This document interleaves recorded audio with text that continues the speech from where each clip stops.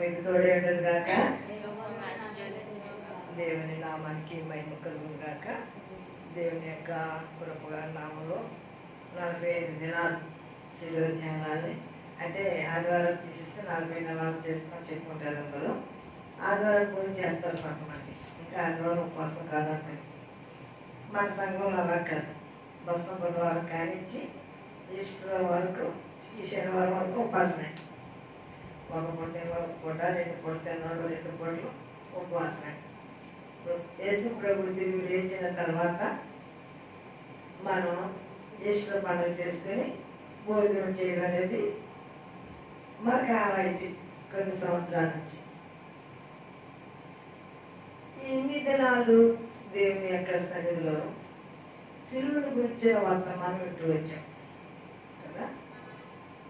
ఇప్పుడు యూదులు అనుకున్నారు, మనం అనుకున్నది సక్సెస్ఫుల్గా చేసాం. ఆయన పట్టుకున్నాం, బంధించాం, అబద్ధ సాక్ష్యాలు వెతికాం, నేరం చేయకపోయినా నేరం చేసిన వాడిగా నిలబెట్టాం, సిలువ ఇచ్చేసాం, సమాధి చేసాం. ఇంకా ఇతని పేరు ఊరు ఎవరికి తెలియదు, ఇంకా ఇతని గురించిన భయం మనకు లేదు అని అనుకున్నారు. అందరూ చక్కద్దరబోతున్నారు. కానీ తెల్లవారుజామున ఆ యెరూషలేము కొండల మీద ఒక పెద్ద కాంతి కనబడుతుందంట.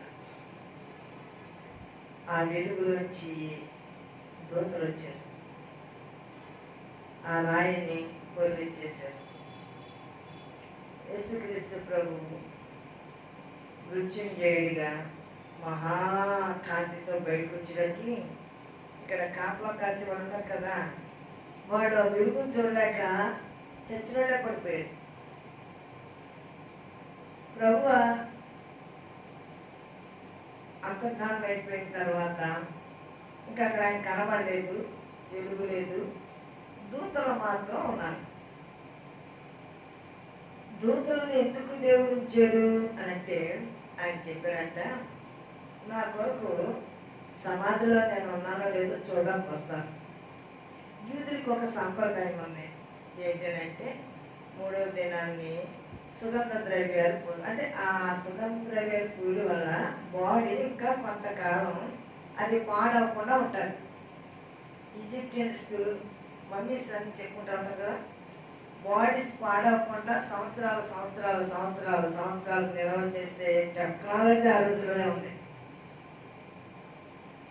అలాగే యూదులు తయారు చేసే ఈ సుగంధ ద్రవ్యాలు బాడీ స్మెల్ రాకుండా, బాడీ పాడవకుండా ఉండడానికి వీటిని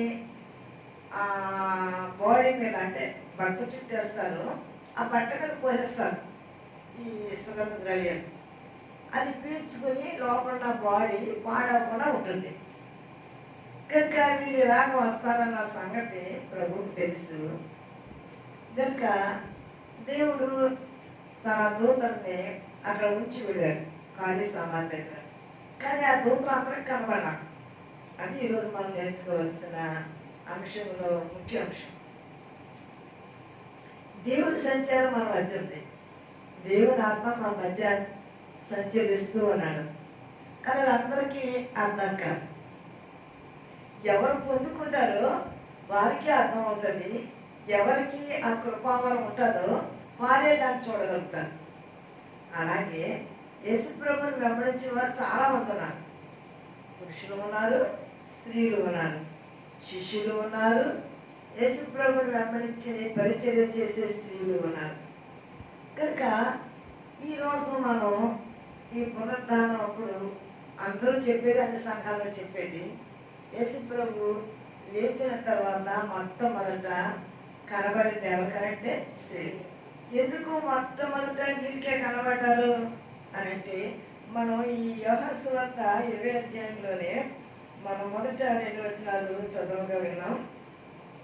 ఆదివారం ఇంకా చీకటిగా ఉన్నప్పుడు మగ్దలైన మరియ పెందలకడ సమాధి ఎద్దకు వచ్చి సమాధి మీద ఉండిన రాయి తీయబడి ఉంట చూచాను.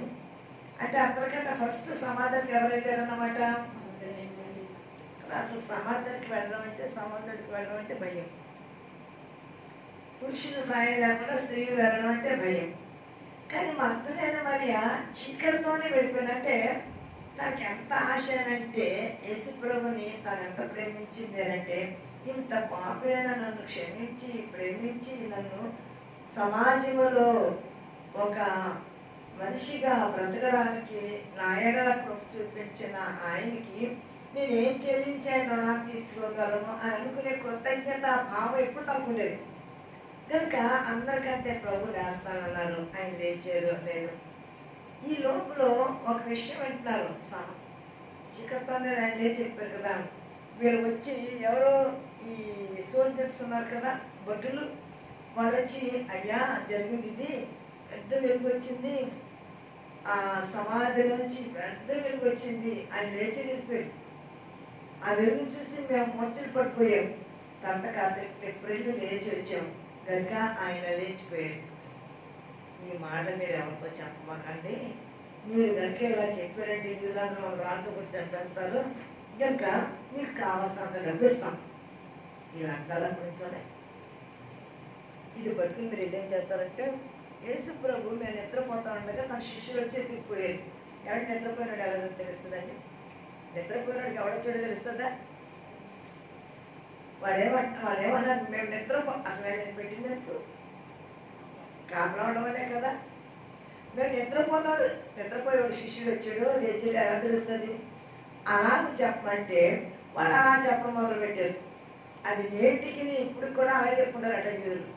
యేసు ప్రభుని లేవలేదు, ఆ శిష్యులు ఎత్తిపోతే శవం ఉండాలి కదా.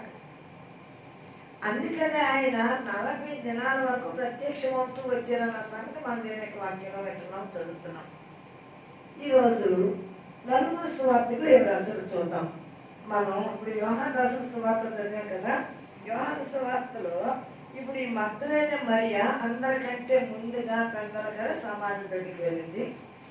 సమాధి ఖాళీగా ఉండడం చూసింది. ఈమె పరిగెట్టుకుని వచ్చి యేసు ప్రేమించిన యోహానుకి పేతురు గారికి ఈ సంగతి చెప్తుంది, సమాధి ఖాళీగా ఉంది, ప్రభు లేరు అనేసి. వీళ్ళు కూడా పరిగెట్టుకుని వచ్చారు. ఎవరు? పేతురును యోహాను చిన్నాడు కనుక గబాబా పరిగెట్టుకు వచ్చాడు పేతురు కంటే ముందు. కానీ సమాధి లోపలికి వెళ్ళడానికి ధైర్యం చెప్పాలి, బయట నిలబడిపోయాడు. పేతురు గారు వచ్చిన తర్వాత ఆయన లోపలికి వెళ్ళాడు. లోపలికి వెళ్తే ఆ యేసుప్రభుకు చుట్టిన ప్రేత వస్త్రం అంటారు. పుట్టినప్పుడు చుట్టే బట్టకేమో పొత్తి గుడ్డ అంటారు. చనిపోయినప్పుడు బాడీకి చుట్టిన వస్త్రాన్నేమో పేత వస్త్రం అంటారు. పుట్టినప్పుడు కూడా అలాగే బట్ట తొలుపుతారు, చనిపోయినప్పుడు కూడా అలాగే బట్ట తొలుపుతారు. పుట్టినప్పుడేమో అవయవాలన్నీ కరెక్ట్గా గట్టగా ఉండి బిడ్డ బాగా ఉండడం కొరకు, చనిపోయిన తర్వాత ఏమో బాడీ ఏం పాడవకుండా కొంతకాలం భద్రంగా అలాగే ఉండడం కోసం, దాని నుంచి ఎటువంటి స్మెల్ బయట రాకుండా ఉండడం కోసం యూదు సాంప్రదాయ ప్రకారంగా అలాగే సమాధి చేయడం అనేది జరుగుతూ ఉంటుంది. ఇప్పుడు ఈమె చెప్పిన మాట ఇద్దరు విన్నారు వచ్చారు. కానీ అక్కడ వారికి ఏమీ కనబడలేదు కదా. చూడండి, 8వ వచనం ఏమిటో 28వ వచనంలో అక్కడ ఆయన తల రుమాలు నారబట్ట యొద్ద ఉండక వేరుగా ఒక చోట చుట్టి పెట్టి ఉండుట చూచెను. అప్పుడు మొదట సమాధి యొద్దకు వచ్చిన శిష్యుడు లోపలికి పోయి చూచి నమ్మాను. ఆయన మృతుల నుండి లేచుట అగత్యమను లేఖనము వారింకను గ్రహింపరాయి. అంతటా శిష్యులు తిరిగి తమ వారి యొద్దకు వెళ్ళిపోయి దోష కనపడారా? ఖాళీ సమాధి చూసి వెళ్ళిపోయారు. యేసు ప్రభువును చుట్టబడిన వస్త్రాలు మాత్రం చూసి వెళ్ళిపోయారు. వీరితో పాటు మగ్దలేన వెళ్ళదు. ఇది ఈరోజు మనం నేర్చుకోవాల్సింది.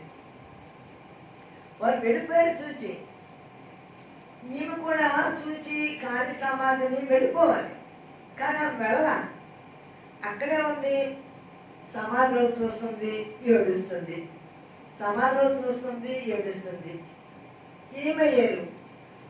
ప్రభు లేచారా, లేదా వాళ్ళు చెప్పినట్లు ఎవరైనా ఎత్తుకుపోయారా, సమాధి ఖాళీగా ఉంది అని తను సమాధి విడిచిపెట్టకుండా అక్కడే ఉండి ఏడుస్తూ ఉంది. ఇదేనా ఈ విషయంలో మనం నేర్చుకోవాలి. ఏదైనా మనం కనుగొనాలి అని అంటే ఆ జవాబు వచ్చే వరకు దేవతలో కూర్చోవాలి.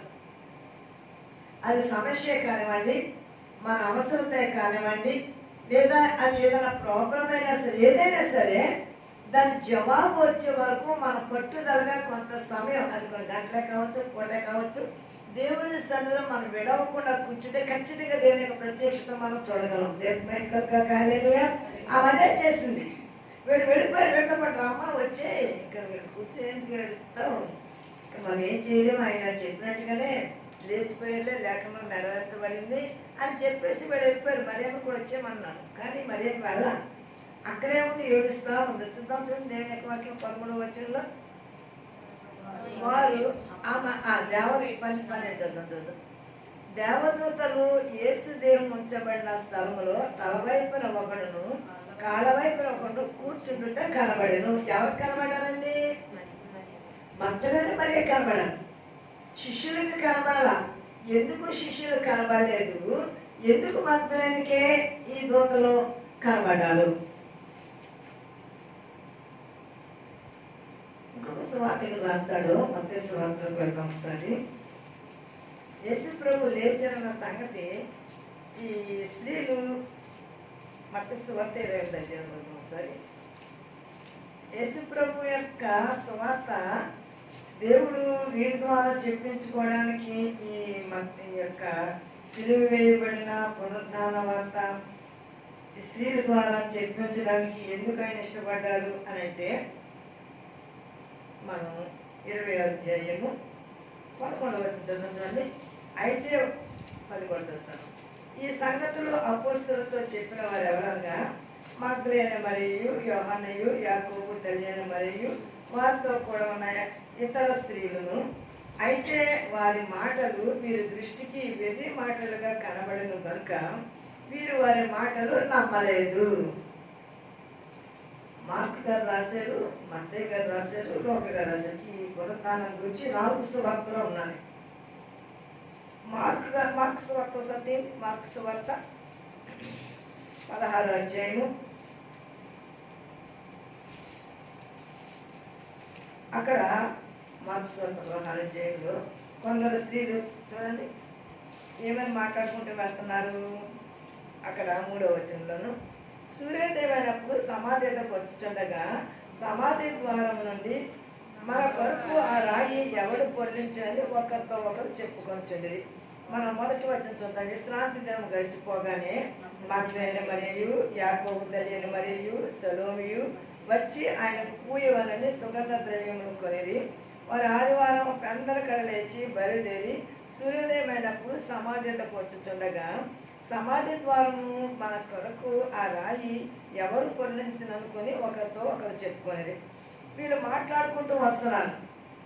ఆ రాయి మన వెళ్తున్నాం సుగంధంగా తీసుకుని, ఆ రాయి మనకు ఎవరు పొర్లిస్తారు అని చెప్పుకుంటూ వస్తున్నారు. కానీ ఈ లోపల ఆ రాయి పొర్లింపబడింది. 4వ వచనంలోను, వారు వచ్చి కన్నులెత్తి చూడగా రాయి పొర్లింపబడి ఉండుట చూచిరి. ఆ రాయి ఎంతో పెద్దది. అప్పుడు వారు సమాధిలో ప్రవేశించి తెల్లని అంగి నిలువుటంగి ధరించుకునే యొక్క పొడుచువాడు కుడివైపున కూర్చుంట చూచి మిగులు కలవరం పడిరి. ఇక్కడ ఆగుదాం. సమాజానికి పేతురు గారు యోహాను గారు వెళ్ళారు కదండి. కానీ ఎవరు కనపడేది? వాళ్ళకి దూతలు కనపడేది, కానీ సమాధి కనపడేది. ఎందుకు అయితే నేను దగ్గర మత్తయి సువార్త మనం చూసుకున్నాం కదా. ఎందుకు కనపడలేదు? వారు వీడు చెప్పిన మాటలు ఏమి నమ్మలేదు కదండి. ఇక్కడ ఈ స్త్రీలు చూసి వచ్చిన చెప్పిన మాటలు వారు నమ్మలేదు కనుక వారికి దేవుని యొక్క ప్రత్యక్ష లేదా దేవదూతుల యొక్క ప్రత్యక్షతను వారు చూడలేకపోయారు. కనుక మన జీవితంలో దేవుని యొక్క మాటలు మనం నమ్మకపోతే మనం ఏం చూడలేమన్నమాట? దేవుని చూడలేము. దేవుని మాట నమ్మకపోతే దేవుని చూడలేము. దేవుని యొక్క వాక్యాన్ని నమ్మకపోతే దేవుని యొక్క సత్యం మనకు తెలియదు. వీళ్ళు వెళ్ళి చెప్పారు, చెప్తే వాళ్ళు నమ్మలేదు అంటారు. ఆడలు అలా చెప్తూ ఉంటారు. మనం ఎంత పెద్ద సంఘాలు చేసినా ఆడల ఒక మాట పోతుంది. ఎంత వాక్యం చెప్పు బాగా చెప్పిందండి, కానీ ఆడవిడ అదే మొబైల్ చెప్పారనుకోండి అయ్యో ఎంత అంత స్పీకర్ కాదు. నాకు చాలా మంది అంటారు, నువ్వు మొగడు పెట్టే స్పీకర్గా ఏ దేశం దూరం వస్తాను. ఆంధ్ర అయిపోయి కనుక మన ఈ ఆంధ్రలో తిరుగుతున్నాము. ఎందుకంటే దేవుడు వాక్యం ఇచ్చాడు, చాలా వాక్యం చెప్పాలని ఆశ ఇచ్చాడు, చెప్పే కృప ఇచ్చాడు. కానీ స్త్రీ బలహీనమైన ఘటం. కానీ ఇక్కడ బైబిల్లో ఈ స్త్రీలు బలహీనమైన ఘటాలు కాదు, వీళ్ళు సమాధిలోనికి వెళ్ళివి అని చెప్తున్నాం కదండి. సమాధిలోనికి వెళ్ళివి. సమాధిలోకి వెళ్ళాలని ధైర్యం కావాలి కదండి. యోహాన్ గారు పరిగెత్తుకు వచ్చిన ఆయన వెళ్ళకపోయాడు లోపలికి. పేతురు గారు వచ్చి లోపలికి వెళ్ళకే వెళ్ళిన. కానీ మేము వచ్చి సమాధిలోకి వెళ్ళారంట. వెళ్ళడంతోనే వాళ్ళకి ఖాళీ సమాధిలో యేసుప్రభు లేరు, ఓకే, కానీ అటు ఇటు దేవదూతలు కూర్చున్నారట. అది రాయి ఉంటుంది నాకు బాడీ పెట్టడానికి. కనుక తల దగ్గర ఒక దూత, కాళ్ళ దగ్గర ఒక దూత, ఇద్దరు కూర్చుని వచ్చిన వారికి సమాచారం ఇవ్వడానికి ఉన్నారు. అక్కడ పనే ఉంది, అక్కడ పనే లేదు కదా వాళ్ళకి. ఎందుకు ఉన్నారు? యేసుప్రభుని వెతుకుతూ వచ్చిన వారు ఖచ్చితంగా వాళ్ళు వస్తారు కనుక వాళ్ళకి సమాచారం ఇవ్వడం కొరకు ప్రభు దూతలు ఉండవారు అక్కడ. మనము దేవుని సన్నిధికి వెళితే దేవుని యొక్క సమాచారాన్ని మనం వినగలుగుతాం, మనం నమ్మితే ఆయన చూడగలుగుతాం. మగ్దలేని మరియ ప్రభు యొక్క సమాధిని విడిచిపెట్టకుండా అక్కడే ఉండి ఏడుస్తూ ఉన్నది. సమాధిలోనికి చూచేటప్పటికి ఖాళీ సమాధిలోనికి ఇద్దరు దూతలు వచ్చారు. అంతకుముందు ఈ అధ్యాయంలోనే కదా యోహాను పేతురు చూచి వెళ్ళిపోయారని మనం చెప్పుకున్నాం. యోహాను సువార్త 20వ అధ్యాయంలోనే కదా. ఇప్పుడు ఆమె ఏడుస్తూ అక్కడికి వెళ్ళకుండా ఉన్న కారణాన్ని బట్టి ఈ దేవదూతలు ఆమెతో మాట్లాడినారు. 11వ వచనంలో వారు, అమ్మ ఎందుకు ఏడ్చుచున్నావని ఆమెను అడగగా, ఆమె నా ప్రభుని ఎవరో ఎత్తుకొని పోయి ఆయన ఎక్కడ ఉంచారో నాకు తెలియలేదని చెప్పాను. ఆమె ఈ మాటలు చెప్పి వెనుక తట్టు తిరిగి యేసు నిలుచుంట చూచాను, కానీ ఆయన యేసు అని గుర్తుపట్టలేదు. యేసు, అమ్మ ఎందుకు ఏడ్చుతున్నావు, ఎవరిని వెతుకుతున్నావు? ఇది ఎవరు మాట్లాడమాట? యేసే. అంటే ఆమె ఆ సమాధి విడిచిపెట్టకుండా ఉన్న కారణాన్ని బట్టి ఎందుకు వచ్చిందో ఆ సమాచారాన్ని తెలియజేయడానికి దేవదూతలు చూసింది. దేవదూతలు మాట్లాడినది. మొన్న దేవదూతలు చెప్పేసారు కదా, వెళ్ళిపోయిందా? వెళ్ళాలి. ఆమె యొక్క ఉద్దేశం ఏంటంటే అసలు యేసుని చూడాలి, ఆయన ప్రత్యక్షతను చూడాలి. అది ఆమె యొక్క పట్టుదల, అది ఆయన యొక్క ఆశ. ఆమె అలాగే ఏడుస్తూనే ఉంది. దేవదూతలు చెప్పారు ఆయన లేచాడు, ఆయన వెళ్ళిపోయారు అన్న సంగతి. కానీ యేసు ప్రభు వారు కనబడే వరకు తన సమాధి విడిచిపెట్టాలి. అప్పుడు ప్రభు అంటారు, అమ్మా ఎందుకు ఏడుస్తున్నావు, ఎవరిని వెతుకుతున్నావు అంటే తోటమాల ప్రత్యక్షమైన ఆయన. అంటే ఒక తోటమాల ఎలా ఉంటాడు ఆ రూపంలో. ఆయన తోటమాల అనుకుని, బాబు నువ్వు చేసింది దాచేవి తీసుకెళ్ళి బాడీని ఎక్కడ పెట్టారో చెప్ప, నేను మోసుకెళ్ళిపోతాను. ఏమంటే శవాన్ని మోసుకెళ్ళిపోతాను అంటున్నాను. అంటే ఆశ. ఏసంటే ఆమెకున్న ప్రేమ, ఆయన అంటే ఉండే ఆ గౌరవం, ఆయన అంటే ఆమెకున్న ఆ ప్రేమ నా మాటలో కనుపరుస్తుంది. అంటే ఒకవేళ డబ్బులు ఇచ్చి అందాక శిష్యులు వచ్చేటప్పటికి కనబడకుండా దాచేస్తే లేచారన్న సంగతి అంతా కామ్ అయిపోయిన తర్వాత మరలా ఆ సమాజంలో పెట్టేయడానికి ఏమైనా ప్లాన్ చేశారేమో, అందుకనే వాళ్ళు లేచారని చెప్తున్నారేమో అనేసి ఏవేవో చెప్పుకున్నారు బయట. ఆ మాటలు విన్నది కనుక ఈమె అలా అడుగుతుంది. అప్పుడు ప్రభు మరియా అనేటప్పటికి స్వరాన్ని గుర్తుపెట్టింది. అంతకుముందు అదే స్వరం, కానీ ఆ స్వరము యేసు స్వరమే గుర్తుపట్ల, తోటమాలి స్వరమే అన్నప్పుడు. కానీ తన పేరెట్టి పిలిచేటప్పటికి స్వరం యేసు స్వరం మారిపోయింది. తోటమాలి స్వరం మారిపోయి యేసు స్వరం ఏర్పడింది. అందుకని రబ్బుని మొదకుడా అని అంటది. మరియా నేను లేచాను. ఇక్కడ ప్రభు చెప్తాను చూడండి, 16వ వచనం. యేసు ఆమెను చూచి మరియా అని పిలిచాను. ఆమె ఆయన వైపు తిరిగి ఆయన హెబ్రీ భాషలో రబ్బుని అని పిలిచాను. ఆ మాటకు బోధకుడని అర్థము. యేసు ఆమెతో, నేను ఇంకా తండ్రి యొద్దకు ఎత్తుకుపోలేదు కనుక నన్ను ముట్టుకొనవద్దు. అయితే నా సహోదరుల యొద్దకు వెళ్ళి నా తండ్రియు మీ తండ్రియు, నా దేవుడును మీ దేవుడైన వారి యొద్దకు ఎక్కిపోవచ్చున్నానని వారితో చెప్పుమనెను. యోహాను గారి యొక్క సువార్తలో మనకి క్లియరెన్స్ ఉన్నది. చాలా స్పష్టమైన వివరణ రాస్తారు. ఎందుకంటే యేసుకు దగ్గరగా యేసు ప్రభు శిలువు కానించి సమాధి వరకు ఉన్న శిష్యుడు యోహాను గారు ఒక్కరే. ఆయన మొదటి నుంచి ఆయనకి దగ్గరగా ఉన్న వ్యక్తి. అందుకనే యేసు ప్రభు గురించి ఎక్కువ విషయాలు, లోతైన విషయాలు యోహాను గారు రాస్తారు. ఈయన 5 పుస్తకాలు రాశాడు. యోహాను సువార్త, యోహాను 3 పత్రికలు, ప్రకటన గ్రంథం. ఈ 5 పుస్తకాల్లో మొదట ప్రారంభించినప్పుడు ఆదియందు వాక్యముడేను, వాక్యము దేవుని యందు ఉండెను, వాక్యమే దేవుడై ఉండెను. మొదటి నుంచి జీవవాక్యం ఉంది. ఆది నుండి ఏది ఉండెను, ఏది సూచితమో, ఏది నిదానిస్తమో, ఏది కనుకుంటామో అది మీకు చెప్తున్నాం అంటాడు పత్రికలో. ఇక ప్రకటన గ్రంథంలోకి వచ్చేటప్పటికి తండ్రి, కుమార, పరిశుద్ధాత్మ తత్వములు ఆయన ఏమైనాడు అనేది క్లియర్గా రాస్తాడు. అందుకని యోహాను సువార్తలో ఎక్కువ వివరణ క్రీస్తు గురించిన సంగతులు మనకు అర్థమవుతాయి. ఒకసారి మత్తయి సువార్త చూద్దాం.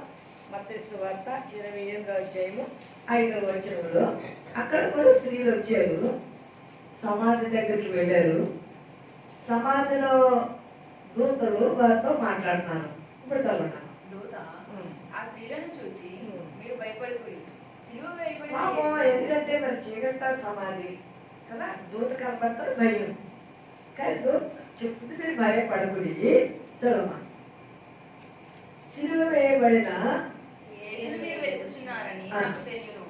సిలువ వేయబడి యేసుని మీరు వెతుకుతున్నారని మాకు, మీరు యేసుని వెతకడానికి వస్తారని మాకు తెలుసు. అందుకనే మీకు ఈ సమాచారం అందించాలని మేము ఇక్కడ ఉన్నాం. సిలువ వేయబడిన యేసుని వెతుకుతున్నారని మేము వెళ్తాం.